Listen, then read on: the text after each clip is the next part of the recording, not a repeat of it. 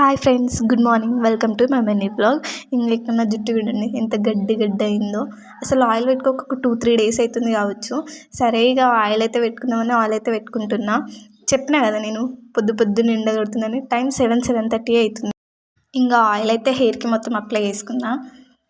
Head bath చేద్దాం అనుకుంటున్నా, ఎందుకంటే ఈరోజు మండే కదా. ఇంకా హెడ్ బాత్ అయితే వేసేసి వచ్చేసిన. నాకైతే ఇంకా బయటికి వెళ్ళే ప్లాన్ ఉంది, ఇంకా అందుకే రెడీ అవుతున్నా. ఫస్ట్ అయితే మాయిశ్చరైజర్ అయితే అప్లై చేసుకున్నా.